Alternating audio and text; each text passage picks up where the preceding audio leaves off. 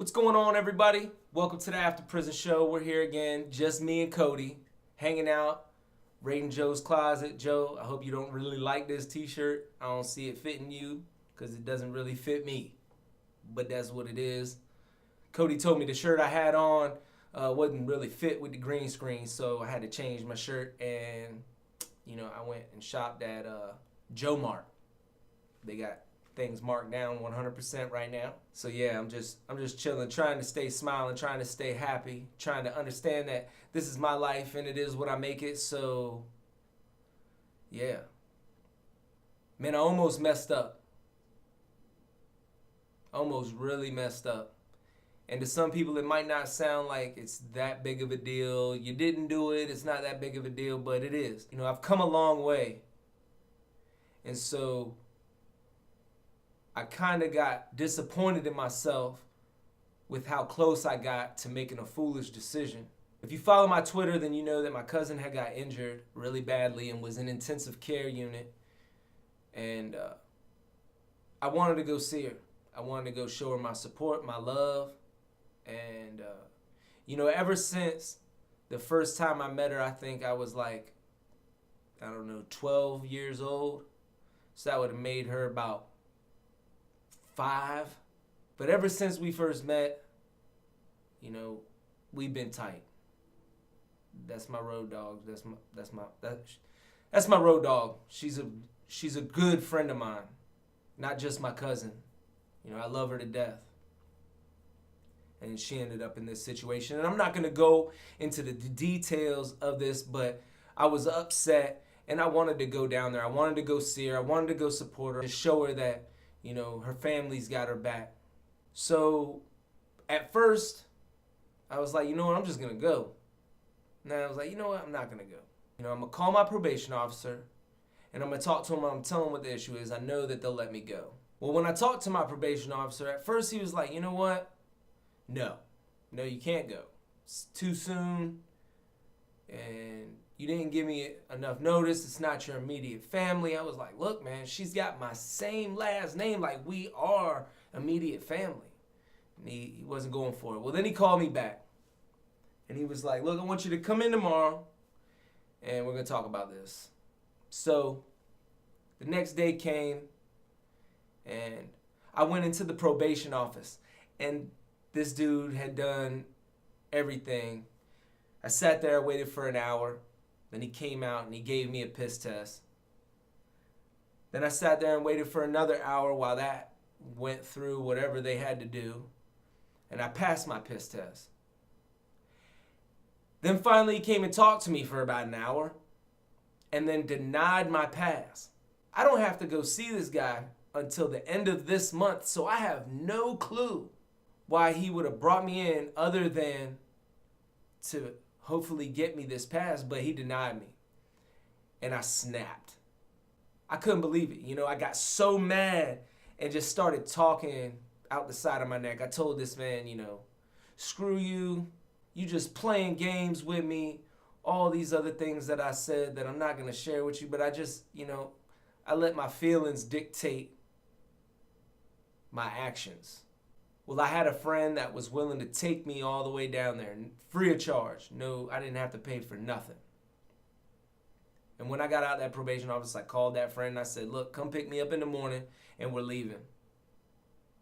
We're going to go down, we're going to see my cousin, and we'll come back the next day. We're going to leave on a Saturday and we'll be back on a Sunday. They'll never know. I had nothing to fear is how I was looking at it, and I was mad. And I got a bad case of the efforts real quick. I was mad. I didn't care. I just wanted to go see my family. I wanted to go see my cousin. Give her a hug or whatever I could do. I know she's in pain, and she's going to be in pain for a long time.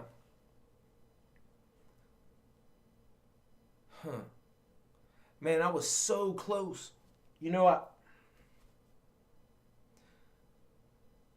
I've dealt with that my whole life. Impulsive decision making. Not giving a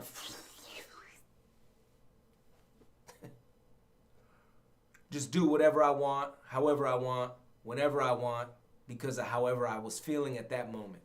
Whether we're talking about doing drugs or or leaving and going out of state or, doing something against the law. I didn't care. If I felt like doing it, I did it. And I didn't care what the consequences were. Never have gave a flying what about the consequences. Not one time. I didn't care. And that's probably why I've ended up in and out of jail, prison, and programs the majority of my life. I just felt that this time I was justified in the decision I was making to violate my probation, because that's what it was. There's no sugarcoating nothing. If I would have just blatantly disregarded the decision that was made at the probation office and left the state, I was just violating probation without a second thought. And that's not good. That's actually dangerous. I see myself getting comfortable. I'm back in society. I'm living life. And I see myself getting comfortable. And that's not good. Someone like me who has been in these situations his whole life, you can never be comfortable. You can never be complacent. You can never be like, this is enough, because you live your life dictated by rules. Now we all do. The laws of the land, all the laws that are made to govern us and to govern the way we live so that we don't hurt ourselves or hurt others. They are placed there for a good reason. But when you feel like you're entitled to do something because you are who you are, that's not a good place to be. I took my glasses off so we didn't have the Xbox 360 Circle of Death in my glasses. Cody was picking on me just a second ago. He's like, oh, you took your glasses off? You listening to them comments? I don't know. If the video is better for y'all to look at because I ain't got circles in my glasses, well, I'll take them off, even though I can't really see the camera right now. That's what it is. I almost made a serious mistake. Some people might look at it like it's not that big of a deal. I leave on a Saturday, come back on a Sunday. Nobody will ever know the difference. What happens if the person that drives me down there ends up getting pulled over and they run our names? Because that can happen. I end up back in jail. That's the last thing I want. But anything could happen. I can get down there, get in my damn feelings, end up drinking and getting drunk and doing something stupid, and then end up locked back up. I don't want to go back to jail. I don't. And I have friends out here that fully support me that don't want me to go back to jail. I got family, my son, that don't want me to go back to jail. I'll tell you what, man, if I violate one more time, I'm going away for at least, I'm going to go with the 4 years that I got left on probation. They're going to throw that at me. And I don't want to see that. But I was sure as hell ready to throw caution to the wind and just say, screw it. I'm going to take the risk. I'm going to take this chance. So I had my friend come over. She came. I got in the car and we drove off. I had my bag packed and everything. We got about, 30, 45 minutes away from my house. And something that Joe said a long time ago that really resonated with me. I could hear his voice in my head. He was like, Dave. And he was talking about using drugs. And this was right after I had got released this time. He was like, man, if you go back and you're getting high and you're messing up, man, I can't have you doing this. And he was saying it, he was like, if you go back and you're using again and you're messing up, you're done. You can't be a part of this no more. And he wasn't telling me that because he hated me. He was, he let me know. He was like, I'm telling you this as motivation. The last thing I want is to lose another friend to this. And I could hear his voice in my head as we're driving away from Virginia.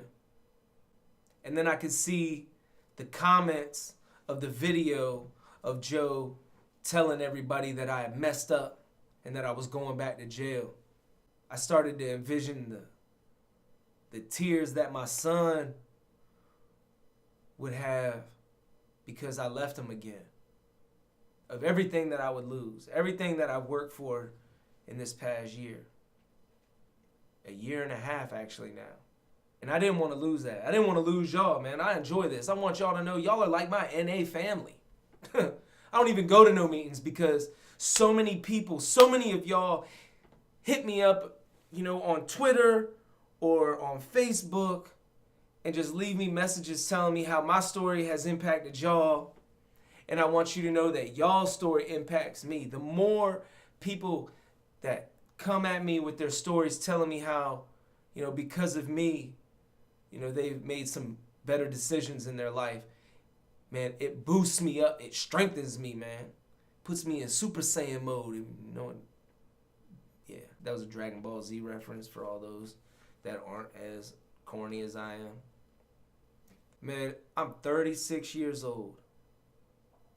36. And I just began making good choices in my life. So I realized that I've been doing good for over a year and that I didn't want to throw that year away. I didn't want to lose all of that. That would have been a waste of time to go back to jail now. All this year would have just been a hoax, something fake, nothing that meant anything. I'm gone again. There goes Dave, And the thing is that all the haters would have been like, yup, we knew it. And all the people who actually decided, I think Dave is changing would have been devastated and they would have felt stupid. Now, I don't want y'all to think that I'm doing this for anybody but myself because it is for me. But, I do feel as if, my story is powerful. And I would love to continue to help people.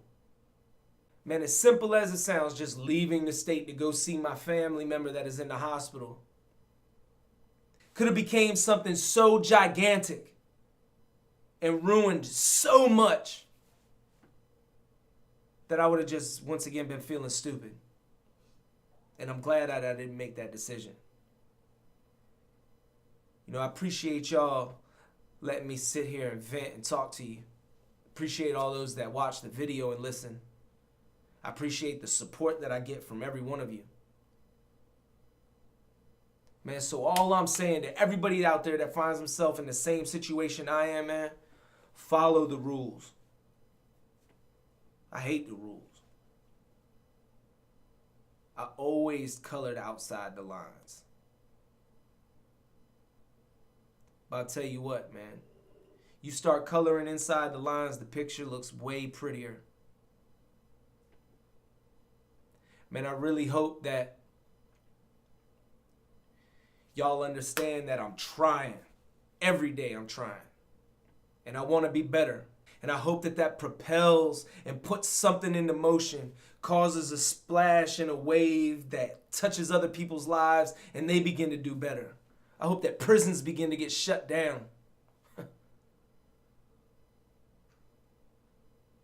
Man, I love y'all and I love this. So until next time, enjoy your life, the free world.